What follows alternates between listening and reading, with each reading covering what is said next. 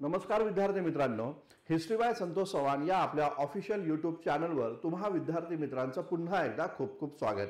मित्रांनो, governor general आणि viceroy यांच्या लेक्चर सिरीज मधलं आज आपण तिसरं महत्त्वाचं लेक्चर या ठिकाणी पाहत आहोत आणि या लेक्चर मध्ये आपल्याला बंगालचे दोन महत्त्वाचे गव्हर्नर जनरल यांच्याबद्दलची माहिती जाणून घ्यायची आहे। एक म्हणजे सर जॉर्ज बार्लो आणि दुसरे आहे लॉर्ड मिंटो। लक्षात घ्या, 1805 पासून ते 1807 पर्यंतचा कालखंड हा सर जॉर्ज बार्लो यांचा होता, तर 1807 पासून ते 1813 पर्यंतची कारकीर्द ही लॉर्ड मिंटो यांची या ठिकाणी राहिली। या दोन्ही गव्हर्नर जनरलच्या कारकिर्दीमध्ये काय काय महत्त्वाच्या इनिशिएटिव्ह या ठिकाणी घेतल्या गेल्या, कोणकोणते महत्त्वाचे या ठिकाणी उठाव आणि त्याचबरोबर या ठिकाणी तह झाले, कायदे बनले, या सर्व गोष्टींवर आपण आज इथे या ठिकाणी डिटेल्समध्ये चर्चा करूया।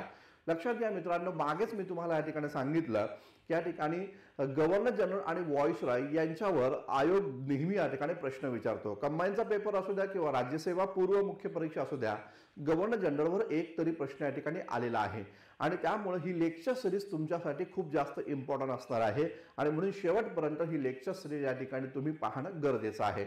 लक्षात घ्या, 28 एप्रिलला आयोगाने राज्यसेवा पूर्व परीक्षेची तारीख या ठिकाणी निश्चित केलेली आहे आणि जून महिन्यामध्ये तुमचा कंबाईनचा पेपर होणार आहे आणि त्यामुळे जे विद्यार्थी अजूनही अभ्यासाला तयारीला लागलेले नाहीत तर त्या विद्यार्थ्यांना सांगणं आहे की दिवाळी संपलेली आहे, आता आपण अभ्यास या ठिकाणी करणं गरजेचं आहे, अन्यथा या वर्षीचा अटेम्प्ट पण आपला वाया जाण्याची शक्यता आहे। त्यामुळे आता तुम्ही या ठिकाणी अलर्ट राहणं खूप जास्त गरजेचं आहे आणि लगेच आता तुम्ही स्वतःला या ठिकाणी पिकअप मध्ये या ठिकाणी घ्या आणि मोठा म्हणजे ज्याला आपण म्हणू शकतो की जास्तीत जास्त फोर्स आपला अभ्यासावर या ठिकाणी लावा, बाकीच्या गोष्टींमध्ये कुठंच अडकू नका।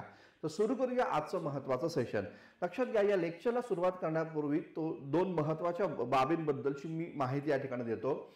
समाज सुधारकांचं आपलं जे पुस्तक आहे तर ते पुस्तक आपलं या ठिकाणी लॉन्च झालेलं आहे, मात्र हे पुस्तक आपण ऑनलाईनच्या स्वरूपातच या ठिकाणी देत आहोत।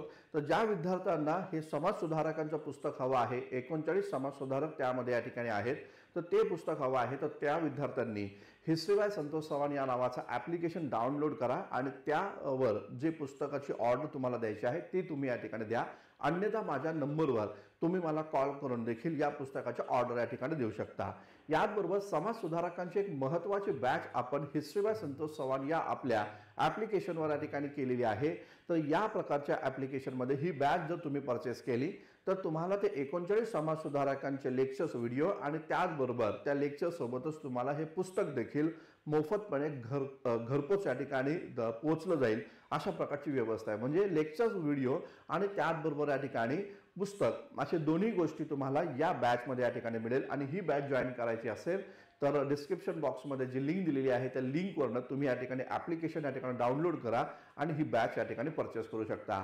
जे विद्यार्थी पुण्यामध्ये येत आहेत, पुण्यामध्ये अभ्यास करतायत, तर त्या विद्यार्थ्यांसाठी या ठिकाणी सांगायचं आहे, इतिहासाची ऑफलाईन बॅच आपली आता सुरू होत आहे 22 तारखेपासून, 22 नोव्हेंबर पासून ही ऑफलाईन बॅच आपली सुरू होत आहे।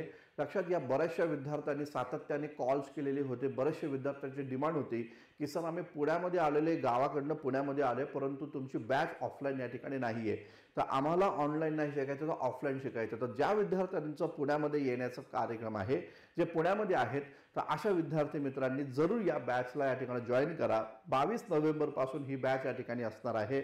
22 नोव्हेंबरला मोफत कार्यशाळा असेल आणि 23 नोव्हेंबर पासून रेग्युलर ही बॅच या ठिकाणी सुरू होणार आहे। आणि लक्षात घ्या, या बॅचमध्ये आधी आपण राज्यसेवा मुख्य परीक्षेचा सिलेबस कव्हर करणार आहोत आणि त्यानंतर मग एन्शंट मिडिवलचे पूर्व परीक्षेचे लेक्चर्स या ठिकाणी करणार आहोत। मग यामध्ये प्राचीन भारत, मध्ययुगीन भारत, आधुनिक भारत, समाज सुधारक आणि स्वातंत्र्योत्तर भारत एक कंप्लीट बॅच आपली ही या ठिकाणी असणार आहे। PDF नोट्स मिळतील 75 डेज मध्ये तुम्हाला ही बॅच संपवून या ठिकाणी जरूर या ठिकाणी मिळेल। तर जे विद्यार्थी इंटरेस्टेड आहे 22 नोव्हेंबरच्या या आपल्या मोफत कार्यशाळेला जरूर तुम्ही या ठिकाणी या आणि 23 नोव्हेंबर पासून बॅच या ठिकाणी तुम्ही कंटिन्यू या ठिकाणी करा। तर सुरू करूया आपण आजचं महत्त्वाचं सेशन, गव्हर्नर जनरल आणि त्याचबरोबर व्हाईसरॉय या लेक्चर सिरीजचा तिसरा भाग। आता पहा, इथं आपल्याला या ठिकाणी दिसतोय हा फोटो कोणाचा आहे, तर लक्षात घ्या हा फोटो आहे लॉर्ड कॉर्नवॉलिसचा आणि याचबरोबर हे लॉर्ड कॉर्नवॉलिसचं एक स्मारक आपण या ठिकाणी इथं समोर दर्शवलेलं आहे। जनरली लॉर्ड कॉर्नवॉलिसची ओळख आपल्याला जर या ठिकाणी पाहिजे झाली तर आपल्याला असं वाटतं की लॉर्ड कॉर्नवॉलिस हा गव्हर्नर जनरल बंगालचा होता आणि त्याची कारकीर्द जी आहे ही 1786 पासून ते साधारणतः 1793 पर्यंतची या ठिकाणी राहिली. लॉर्ड कॉर्नवॉलिसनं त्याच्या कार्यकाळामध्ये जमीन सुधारणा धोरणांमध्ये कायमधारा महसूल व्यवस्था लागू केली. पोलीस व्यवस्थेमध्ये दरोगा हे नवीन पद त्यांनी या ठिकाणी आणलं. त्याचबरोबर त्याच्या कारकिर्दीमध्ये तो पहिला असा व्यक्ती होता ज्याच्याकडे गव्हर्नर जनरल आणि त्याचबरोबर कमांडर इन चीफ अशा महत्त्वाच्या दोन्ही पदांवर जबाबदारी या ठिकाणी होती. न्याय व्यवस्थेमध्ये त्यांनी सुधारणा घडवून आणल्या. फिरती न्यायालय स्थापन केली. त्याचबरोबर या ठिकाणी पाहायला असं भेटतं त्यानं न्यायालयामध्ये साक्ष देण्यासाठी कोणत्याही जाती धर्माच्या व्यक्तीची साक्ष ही गृहीत धरली जाईल असा नवा नियम देखील काढला. आणि त्याचबरोबर पाहायला असं भेटतं की त्यानं या ठिकाणी न्यायालयीन शुल्क देखील या ठिकाणी लागू केलेले आहेत. तर ही संपूर्ण त्याची भरीव कामगिरी होती 1793 पर्यंत. 1793 नंतर हा निवृत्त या ठिकाणी झाला. मग आता आपण जॉर्ज बेलो आणि त्याचबरोबर या ठिकाणी लॉर्ड मिंटो यांच्याबद्दलची माहिती घेत आहोत. तर मग हे सरांनी मधीच कशा काय या प्रकारचा गव्हर्नर जनरलला लॉर्ड कॉर्नवॉलिसला इथं आणलं, तर त्यामागचं कारण काय होतं ते नीट समजून घ्या. लक्षात घ्या 1798ला लॉर्ड वेलेस्ली भारतामध्ये गव्हर्नर जनरल म्हणून आला आणि त्यानंतर 1805 पर्यंतची त्याची कारकीर्द या ठिकाणी गाजली. आपल्याला माहिती आहे की लॉर्ड वेलेस्लीनं काय काय केलं. तर लॉर्ड वेलेस्लीला तैनाती फौजेचा जनक म्हणलं जातं. इंग्रज अधिकारी लॉर्ड वेलेस्लीनं भारतामध्ये या ठिकाणी पहिल्यांदा तैनाती फौजेचं धोरण आणलं. मागच्या सेशनमध्ये आपण पाहिलं होतं की तैनाती फौजेचं धोरण आणण्यामागचं कारण असं होतं की नेपोलियन बोनापार्टचं आक्रमण शमवायचं होतं आणि भारतातील संस्थानिकांवर आपलं वर्चस्व स्थापन करायचं होतं.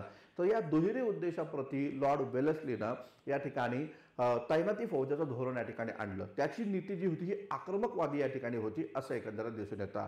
त्याची कारकीर्द 1805ला समाप्त झाली आणि लक्षात घ्या 1805लाच या ठिकाणी नवा गव्हर्नर जनरल म्हणून पुन्हा एकदा लॉर्ड कॉर्नवॉलिसला या ठिकाणी भारतामध्ये आमंत्रित करण्यात आलं. तर साधारणतः फेब्रुवारी मार्चमध्ये लॉर्ड कॉर्नवॉलिस 1805ला भारतामध्ये या ठिकाणी पुन्हा दुसऱ्यांदा गव्हर्नर जनरल म्हणून आला.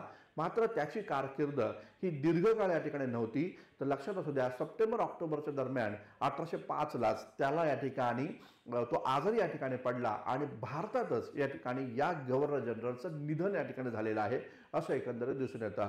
आयोग तुम्हाला असाही प्रश्न विचारू शकतो खालीलपैकी कोणता गव्हर्नर जनरल की ज्याचं भारतातच या ठिकाणी निधन झालं. मग लक्षात घ्या तर या संदर्भामध्ये आहे लॉर्ड कॉर्नवॉलिस. आणि मग इथं काय दिलेलं आहे तर लॉर्ड कॉर्नवॉलिसची ही समाधी आहे.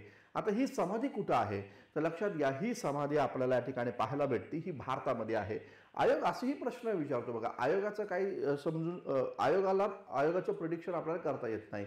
आयोग काही प्रश्न या ठिकाणी येऊ शकतो. आयोगाने जर समजा विचारलं की लॉर्ड कॉर्नवॉलिसची समाधी ही भारतामध्ये आहे तर कोणत्या ठिकाणी त्याचं निधन झालं किंवा कोणत्या ठिकाणी त्याची समाधी आहे तर लक्षात घ्या नाव इथे मी लिहितो आहे गाझीपूर. तर गाझीपूर उत्तर प्रदेशामध्ये येतं.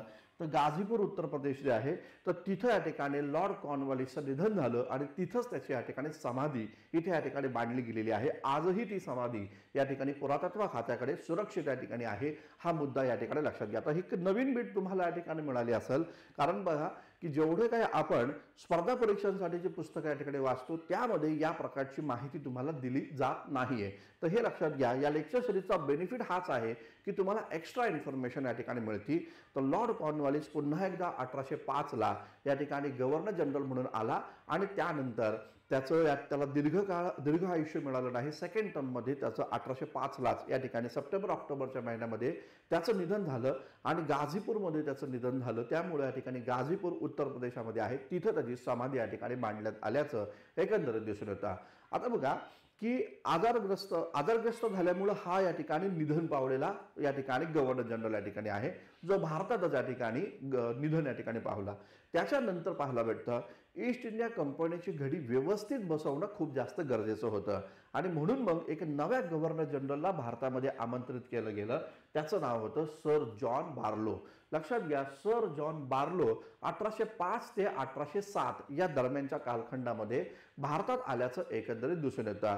तर हा जो गव्हर्नर जनरल नियुक्त केला होता हा गव्हर्नर जनरल अस्थायी स्वरूपाचा होता. अस्थायी स्वरूपाचा म्हणजे तात्पुरत्या स्वरूपामध्ये नियुक्त केला होता. कारण लॉर्ड कॉर्नवॉलिसला नियुक्त केलं होतं, मात्र लॉर्ड कॉर्नवॉलिसच्या त्याला या ठिकाणी दीर्घ आयुष्य लाभलं नाही, त्याचं निधन झालं. मग अशा सगळ्या परिस्थितीमध्ये आपल्याला तात्पुरत्या स्वरूपामध्ये कोणता तरी व्यक्ती या ठिकाणी हवा आहे. म्हणून मग पाहायला भेटतं की या जॉन बार्लोला इथं या ठिकाणी नियुक्त केल्याचं दिसून येतं. आता पहा, हा जॉन बार्लो याचं काय बरं नेमकं वैशिष्ट्य राहिलं. वास्तविकता जेव्हा दुहेरी शासन व्यवस्था बंगाल प्रांतामध्ये होती त्यावेळेस हा जॉर्ज बार्लो जो होता हा तिथे या ठिकाणी इंग्रजांच्या ईस्ट इंडिया कंपनीच्या सेवेमध्ये रुजू होता. त्याला बंगाल प्रांताचा मोठा अनुभव देखील या ठिकाणी होता आणि म्हणून मग या जॉर्ज बार्लोला लॉर्ड कॉर्नवॉलिसच्या निधनानंतर 1805 ला या ठिकाणी नियुक्त केलं गेलं, तात्पुरत्या स्वरूपात, अस्थायी स्वरूपात. जोपर्यंत नवा governor general east India company नियुक्त करत नाही तोपर्यंत जॉर्ज बार्लो हा या ठिकाणी इथं गव्हर्नर जनरलचं पदभार या ठिकाणी सांभाळेल अशी भूमिका होती. साहजिकच गव्हर्नर जनरल हा जो जॉर्ज बार्लो होता हा अस्थायी असल्यामुळं ईस्ट इंडिया कंपनीनं काही याला दिशानिर्देश दिलेले होते. याला लॉर्ड वेलेस्ली प्रमाणे या ठिकाणी आक्रमक नीती या ठिकाणी करायची नव्हती. गव्हर्नर जनरल जो होता हा जॉर्ज बार्लो, त्याला या ठिकाणी दिशानिर्देश देत असताना कंपनीने सांगितलं की तू आक्रमक नीती या ठिकाणी आणू नको. का बरं? कारण जर आक्रमक नीती यांनी या ठिकाणी घेतली आणि जर समजा यामध्ये ईस्ट इंडिया कंपनी आणि ईस्ट इंडिया कंपनीची पॉलिसी जर चुकली तर कदाचित या ठिकाणी आपल्याला या ठिकाणी म्हणजे ईस्ट इंडिया कंपनीची अर्थव्यवस्था पुन्हा डबघायच्या ठिकाणी. म्हणून याला अहस्तक्षेप नीती आणि शांततेचं धोरण स्वीकारायला सांगितलं आणि ते यानं तंतोतंत या ठिकाणी त्या धोरणाचं पालन केलेलं आहे असं एकंदरीत दिसून येतं. तर यानं काय केलं तर अहस्तक्षेप नीतीचा वापर या ठिकाणी केल्याचं दिसून येतं आणि याचबरोबर याच्या राज्यामध्ये याच्या कार्यकाळामध्ये ब्रिटिश साम्राज्याची सीमा ही कमी या ठिकाणी झाल्याचं एकंदरीत दिसतं की या ब्रिटिश साम्राज्य जे आहे त्या ब्रिटिश साम्राज्याची सीमा ही विस्तारली नाही. हा महत्त्वाचा मुद्दा या ठिकाणी लक्षात घ्या. कारण लॉर्ड वेलेस्लीच्या कारकिर्दीमध्ये साम्राज्याची सीमा विस्तारली, मात्र यानं विस्तारवादी धोरण आखलं नाही. यानं शांतिप्रिय धोरण आणि भारतीय शासकांमध्ये हस्तक्षेप नीती करण्याचं धोरण यानं या ठिकाणी अवलंबल्याचं एकंदरीत दिसून येतं. तर 1805 ते 1807च्या दरम्यान याची कारकीर्द ही तशी पाहिली तर शांतिप्रिय होती, तशी पाहिली तर ही जास्त आक्रमक या ठिकाणी नव्हती. लॉर्ड मिंटो या ठिकाणी नवा गव्हर्नर जनरल येईपर्यंत भारताचा त्या काळचा तत्कालीन या ठिकाणी गव्हर्नर जनरल बंगाल प्रांताचा तो या ठिकाणी सर जॉन बार्लो या ठिकाणी नियुक्त करण्यात आला होता. आणि जेव्हा या ठिकाणी लॉर्ड मिंटोचं आगमन या ठिकाणी झालं तेव्हा मग मात्र सर जॉन बार्लो यांना या ठिकाणी मद्रासचा गव्हर्नर म्हणून या ठिकाणी नियुक्त करण्यात आल्याचं एकंदरीत पाहायला भेटतं. तर हा असा गव्हर्नर जनरल या ठिकाणी होता. तर त्या गव्हर्नर जनरलला बंगालचा गव्हर्नर जनरल बनवलं, मात्र नंतर त्याला त्या पदावरनं कमी करून मद्रासचा या ठिकाणी गव्हर्नर बनवल्याचं दिसतं. आता पहा इन जनरल काय होता की माणसाची नेमकी माणसाचा पदभार जर आपण पाहिला तर खालून वरपर्यंत या ठिकाणी आहे, वरनं खाली या ठिकाणी येत नाहीये है ना, सरकारी नोकऱ्यांमध्ये किंवा अन्य कोणत्याही क्षेत्रामध्ये. तर आपला हा क्रम कसा असतो चढत्या क्रमाचा, मात्र याचं उलट राहिलं. तर हा कार्यकर्ता किंवा हा गव्हर्नर जनरल हा बंगालचा गव्हर्नर जनरल बनला आणि त्यानंतर त्याला परत एकदा या ठिकाणी मद्रास प्रांताचा गव्हर्नर बनवल्याचं एकंदरीत दिसतं. आता आयोग या संदर्भामध्ये काय प्रश्न विचारू शकतो? आयोग प्रश्न विचारू शकतो की हा लॉर्ड कॉर्नवॉलिसच्या नंतरचा गव्हर्नर जनरल बनला. एक बंगालचा गव्हर्नर जनरल बनल्यानंतर त्याला या ठिकाणी मद्रासचा गव्हर्नर जनरल बनल्यानंतर त्यानं अहस्तक्षेप नीतीचा अवलंब केला. आणि तिसरं विधान असं प्रकारचं येऊ शकतं की याला राजीनामा द्यायला यांनी आपल्या गव्हर्नर जनरल पदाचा राजीनामा दिल्यानंतर याची नियुक्ती मद्रासचा गव्हर्नर म्हणून करण्यात आली. तर तो व्यक्ती कोण असे प्रश्न येतील बरं का. तर ते व्यवस्थितरित्या सिरियसरित्या या ठिकाणी तुम्ही पहा. तर तो कोण आहे तर जॉन बार्लो आहे. हा मुद्दा या ठिकाणी लक्षात घ्या. आता जॉन बार्लोच्या नंतरचा गव्हर्नर जनरल हा लॉर्ड मिंटो आपल्याला या ठिकाणी पाहायला भेटतो. आता पहा आपल्याला एक मिंटो माहिती आहे, मोर्ले मिंटो आहे की नाही, आपण पाहतो बघा. तर मिंटो हा वेगळा आहे लक्षात घ्या. ते वेळेचे मोर्ले मिंटो कायदा जेव्हा बनला तेव्हा ते जे मिंटो होते तर ते कोण होते तर ते गव्हर्नर जनरल होते, मात्र त्यांची कारकीर्द ही नंतरची होती. म्हणजे 1909चा कायदा ज्याला आपण मोर्ले मिंटो कायदा या ठिकाणी म्हणतो. मोर्ले हे भारत मंत्री आणि मिंटो हे कोण होते तर व्हाईसरॉय होते. तर त्यांच्याही आधी एक मिंटो होता, त्याला आपण लॉर्ड मिंटो या नावाने या ठिकाणी ओळखतो. आणि यांची कारकीर्द जी होती ती 1807 पासून ते 1813 पर्यंतची कारकीर्द या ठिकाणी मांडली जाते. आता यांच्या कारकिर्दीमध्ये सर्वात महत्त्वाची नीती काय या ठिकाणी झाली लक्षात घ्या. लॉर्ड मिंटोनं पण या संपूर्ण कालखंडामध्ये अहस्तक्षेप नीती किंवा या ठिकाणी शांतिप्रिय धोरणाचा अवलंब या ठिकाणी केला होता आणि यानं त्याच्या कारकिर्दीमध्ये सर्वात महत्त्वाची भूमिका या ठिकाणी घेतली ती म्हणजे 1809 साली यानं अमृतसरचा तह या ठिकाणी घडवून आणला। आता म्हणताल तुम्ही की अमृतसरचा तह काय बरं आहे, तर लक्षात घ्या पंजाब शीख राज्यासोबत केलेला हा तह 1809 साली जो अमृतसरचा तह या नावानं संबोधला जातो। पाहायला भेटतं की काय होतं या तहामधलं महत्त्वाचा मुद्दा। आता पहा हा मॅप तुम्हाला मी या ठिकाणी दिलेला आहे अमृतसरच्या तहाचा, ट्रिटी ऑफ अमृतसर 1809 मधला, हा लक्षात घ्या। आता बघा इथं आपल्याला पाहायला भेटतं की वायव्य सरहद्द प्रांत जो होता पंजाब लाहोर या भागामध्ये 1799 महाराजा रणजित सिंहनं स्वतःचं राज्य या ठिकाणी स्थापन केलेलं होतं। महाराजा रणजित सिंह इथं शीख राज्याची स्थापना या ठिकाणी करत होता आणि महाराजा रणजित सिंह असा कर्तबगार या ठिकाणी राजा होऊन गेला की ज्यानं कधीच या ठिकाणी पराभवाचं तोंड या ठिकाणी पाहिलं नाही। लक्षात घ्या आधुनिक भारताच्या इतिहासामध्ये पाहायला असं भेटतं महाराजा रणजित सिंहची तुलना ही नेपोलियन बोनापार्ट सोबत या ठिकाणी केली जाते। प्राचीन भारताच्या संदर्भात जर विचारलं तर प्राचीन भारताचा नेपोलियन बोनापार्ट कोण आहे, तर तो आपल्याला समुद्रगुप्त पाहायला भेटतो। मात्र इथं आपल्याला पाहायला भेटतं की याच्या राज्यामध्ये जो फ्रेंच या ठिकाणी प्रवासी आला होता तर त्या फ्रेंच प्रवाशानं या महाराजा रणजित सिंहची तुलना नेपोलियन बोनापार्ट सोबत या ठिकाणी केली होती असं एकंदर दिसतं। तर मला हे सांगायचं आहे की हे जे शीख राज्य होतं पंजाब लाहोर या प्रांतामध्ये होतं, तर त्या राज्यासोबत 1809 साली अमृतसरचा तह करणारा कोण होता, तर लॉर्ड मिंटो या ठिकाणी होता। आणि लक्षात घ्या हा तह अत्यंत महत्त्वाचा या ठिकाणी मानला जातो कारण या तहामध्ये या ठिकाणी सतलज नदी जी आहे ही सतलज नदी ही या ठिकाणी दोन्ही राज्याची मुख्य सीमारेषा या ठिकाणी निश्चित करण्यात आली। या तहामध्ये काय झालं लक्षात घ्या, तर या तहामध्ये इंग्रजांनी या ठिकाणी शीख राज्यासोबत शाश्वत मैत्रीचा करार केल्याचं एकंदरीत या ठिकाणी दिसून येतं। शाश्वत मैत्री जी आहे ही शाश्वत मैत्री या ठिकाणी निर्माण करण्यात आल्याचं एकंदरीत दिसतं। पहा इथं आपल्याला दिसतं एका बाजूला इंग्रज हे भारतीय शासकांचा पराभव करत होते आणि भारतीय शासक किंवा त्यांचे राज्य आपल्या अधिपत्याखाली आणण्याचा प्रयत्न करत होते।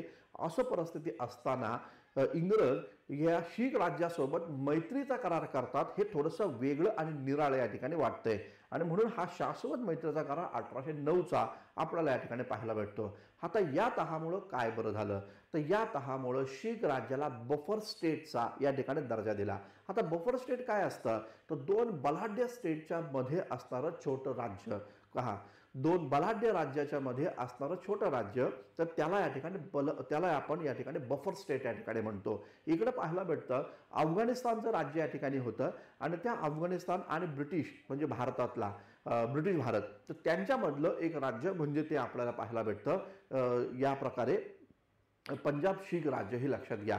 म्हणजे एका बाजूला इथं अफगाणिस्तान आहे, सिंध प्रांत आहे, एका बाजूला या ठिकाणी ब्रिटिशांचं राज्य या ठिकाणी आहे, ब्रिटिशांचा भारत जो आपण पाहिला त्यांचं राज्य आहे, त्यांच्यामध्ये या ठिकाणी शीख राज्य या ठिकाणी आहे असं एकंदर दिसतं। तर या प्रकारे शाश्वत मैत्रीचा करार या ठिकाणी या अमृतसरच्या तहाच्या द्वारे करण्यात आला आणि यामध्ये एक सर्वात महत्त्वाचा मुद्दा या ठिकाणी घेतला गेला की परस्पर अंतर्गत कारभारामध्ये हस्तक्षेप करायचा नाही। इंग्रज आणि त्याचबरोबर शीख राज्य यांच्यामध्ये शाश्वत मैत्री या ठिकाणी राहील आणि विशेष म्हणजे दोन्ही राज्याची सीमारेषा ही या पद्धतीची सतलज नदी या ठिकाणी निश्चित करण्यात आली। ही नदी कोणती आहे, तर लक्षात घ्या ही नदी आहे सतलज। तर ही नदी आहे सतलज नदी। तर सतलज नदी ही दोन्ही राज्यांची सीमारेषा या ठिकाणी निश्चित करण्यात आली। आता पहा सतलजचा हा जो भाग आहे तर हा भाग आपल्याला या ठिकाणी पाहायला भेटतो पूर्वेकडचा भाग।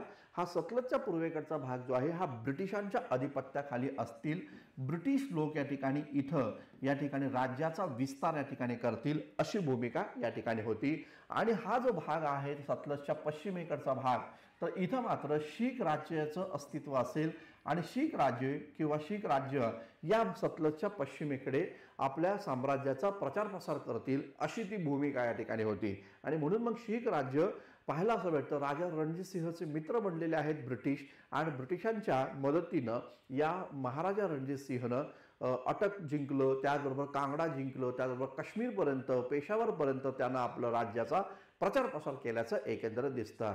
तर खूप महत्त्वाचा करार होता तो म्हणजे या प्रकारे अमृतसरचा तह 1809चा.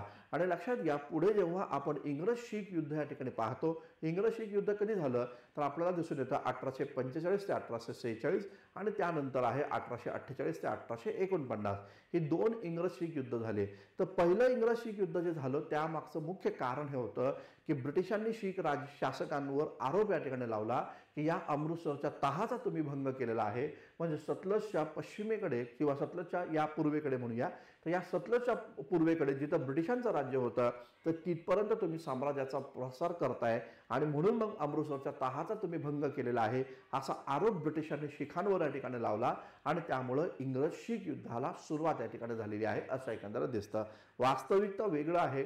लक्षात घ्या, 1839ला महाराजा रणजित सिंहचं निधन होतं आणि त्यानंतर 1845 पर्यंत 6 वर्षातच हे साम्राज्य जे होतं हे डबघाईस आलं होतं आणि इंग्रजांनी या राज्यामध्ये हस्तक्षेप केलेला होता आणि त्यामुळं इंग्रजांची हे राज्य गिळंकृत करण्याची भूमिकाच राहिलेली होती आणि म्हणून केवळ कारण दिलं की तुम्ही अमृतसरच्या तहाचा भंग केला आणि म्हणून आता आम्ही तुमच्यासोबत युद्ध करू असं ते या ठिकाणी होतं, हे लक्षात घ्या. परंतु हा तह खूप इम्पॉर्टंट आहे. अमृतसरचा तह UPSCने बराच वेळा प्रश्न या टॉपिकवर विचारलेले आहेत. MPSCच्या विद्यार्थ्यांनी हा मुद्दा कायम या ठिकाणी लक्षात ठेवा. पुढचा महत्त्वाचा मुद्दा काय आहे तर लक्षात घ्या, लॉर्ड मिंटोच्याच कार्यकाळामध्ये लॉर्ड मिंटो जो आहे तर त्या लॉर्ड मिंटोच्या कार्यकाळामध्ये एक महत्त्वाचा कायदा संमत करण्यात आला ज्याला आपण 1813चा चार्टर ॲक्ट या ठिकाणी म्हणतो. 1813चा चार्टर ॲक्ट लॉर्ड मिंटोच्या कार्यकाळामध्ये संमत झाला, परंतु त्याची अंमलबजावणी आहे ती या ठिकाणी लॉर्ड हेस्टिंग जो यानंतरचा गव्हर्नर जनरल आहे त्याच्या कारकिर्दीमध्ये झालेला आहे असं एकंदर दिसतं. तर 1813चा चार्टर ॲक्ट खूप इम्पॉर्टंट या ठिकाणी मानला जातो. या मागचं कारण असं आहे की या कायद्या अंतर्गत भारतामध्ये आधुनिक शिक्षण या ठिकाणी निर्माण करायचं या प्रकारच्या प्रोसेसला सुरुवात झालेली आहे असं एकंदर दिसतं. भारत जो आहे तर त्या भारतातला मागासलेपणा दूर करायचा आहे, भारताला अंधकार युगातून प्रकाशमय युगाकडे न्यायचं आहे, त्यासाठी भारतामध्ये आधुनिक शिक्षण देणं गरजेचं आहे अशी भूमिका या कायद्याद्वारे आली. याच कायद्याद्वारे दुसरं आपल्याला पाहायला भेटतं की या ठिकाणी जे ख्रिस्ती मिशनरी होते तर त्या ख्रिस्ती मिशनरी लोकांना या ठिकाणी भारतामध्ये धर्मप्रचार करण्याची परवानगी देखील या ठिकाणी दिली गेलेली आहे असं एकंदर दिसतं.